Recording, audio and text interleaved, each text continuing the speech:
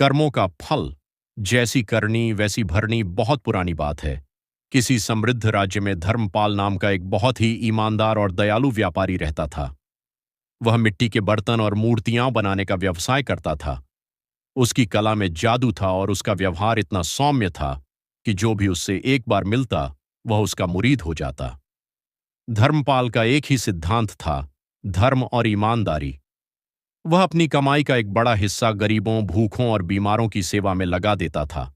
उसका मानना था कि ईश्वर सब देख रहा है और हमारे कर्म ही हमारा भाग्य तय करते हैं। उसी शहर में चंद्रकांत नाम का एक और व्यापारी रहता था। वह बहुत ही लालची, धूर्त और ईर्ष्यालु स्वभाव का था। वह धर्मपाल की बढ़ती लोकप्रियता और सफलता से मन ही मन बहुत जलता था। चंद्रकांत का मानना था कि दुनिया में केवल पैसा और चालाकी ही सब कुछ है। वह कहता था, कर्म वर्म कुछ नहीं होते, जिसके पास पैसा है उसी का बोलबाला है। वह अधिक मुनाफा कमाने के लिए दूध में पानी मिलाता, घटिया अनाज बेचता और लोगों को कर्ज के जाल में फंसाकर उनकी जमीनें हड़प लेता था। लालच का जाल एक बार राज्य में भयंकर अकाल पड़ा। चारों तरफ हाहाकार मच गया। लोग दाने दाने को तरसने लगे। राजा ने घोषणा की कि जो भी व्यापारी इस संकट की घड़ी में प्रजा की मदद करेगा, उसे राज्य की ओर से विशेष सम्मान और स्वर्ण मुद्राएं दी जाएंगी। धर्मपाल ने बिना समय गंवाए अपने गोदाम के दरवाजे जनता के लिए खोल दिए। उसके पास जो भी अनाज और धन संचित था, उसने उसे मुफ्त में गरीबों में बांटना शुरू कर दिया। उसकी पत्नी ने कहा, स्वामी, अगर हम सब कुछ दान कर देंगे तो हमारे बच्चों का क्या होगा? भविष्य के लिए भी तो कुछ बचाना चाहिए। धर्मपाल ने मुस्कुराते हुए उत्तर दिया, प्रिय, जो हम दूसरों को देते हैं वही वास्तव में हमारा है। कर्म कभी खाली नहीं जाता। आज इन भूखों को भोजन कराना हमारा परम कर्तव्य है। ईश्वर हमारे बच्चों की रक्षा स्वयं करेगा।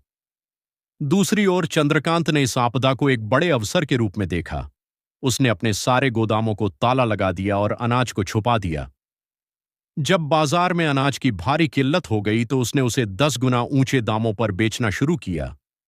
गरीब लोग रोते बिलखते अपनी जमीन के कागज, गहने और जीवन भर की पूंजी चंद्रकांत के पास गिरवी रखने लगे। चंद्रकांत की तिजोरी सोने चांदी से भर गई, लेकिन उसके दिल में दया का एक कतरा भी नहीं था। वह धर्मपाल की मूर्खता पर हंसता और कहता, देखो, वह कंगाल हो रहा है और मैं राजा बनने की राह पर हूं। अरुंधति। समय का चक्र, अकाल का द्वार बीता और धीरे धीरे स्थितियां सामान्य हुईं। राजा ने दोनों व्यापारियों को अपने दरबार में बुलाया। धर्मपाल की निस्वार्थ सेवा से प्रसन्न होकर राजा ने उसे राज व्यापारी का पद दिया और उसे उपहार स्वरूप 100 स्वर्ण मुद्राएं दीं। धर्मपाल का मान सम्मान पूरे राज्य में और बढ़ गया।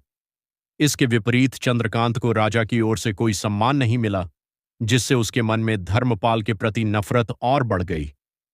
उसने धर्मपाल को बर्बाद करने की एक भयानक साजिश रची। चंद्रकांत ने रात के अंधेरे में धर्मपाल के कारखाने में आग लगवा दी, जहां उसकी महीनों की मेहनत से तैयार की गई मूर्तियां और कीमती सामान रखा था। देखते ही देखते धर्मपाल का सब कुछ जलकर राख हो गया। जब सुबह धर्मपाल वहां पहुंचा तो उसकी आंखों में आंसू थे, लेकिन उसने अपना आपा नहीं खोया। उसने कहा, शायद भगवान की यही इच्छा थी, मैं फिर से शुरुआत करूंगा। चंद्रकांत दूर खड़ा यह सब देखकर मन ही मन मुस्कुरा रहा था और सोच रहा था कि अब धर्मपाल कभी खड़ा नहीं हो पाएगा।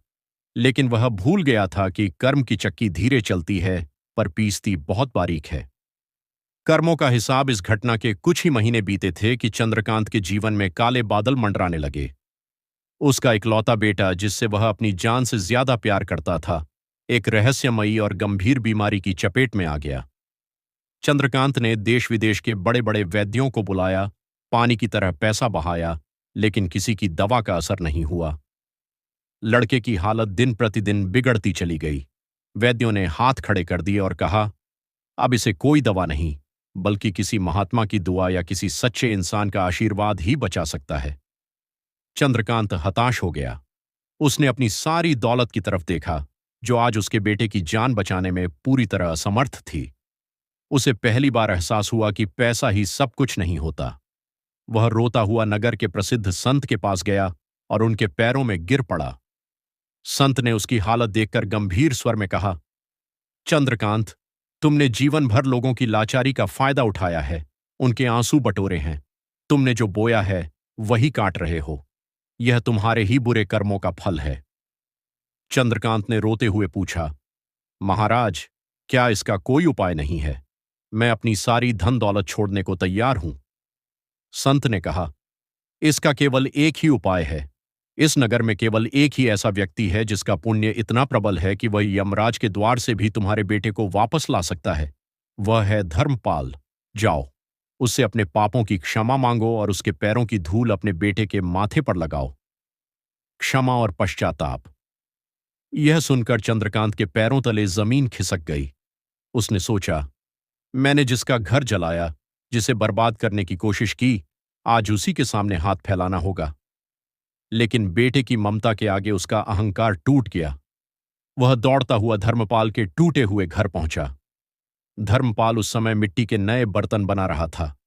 चंद्रकांत उसके पैरों में गिर पड़ा और फूट फूट कर रोने लगा। उसने चीखते हुए कहा, धर्मपाल भाई, मुझे क्षमा कर दो। तुम्हारे कारखाने में आग मैंने ही लगवाई थी। मैंने तुम्हारे साथ बहू,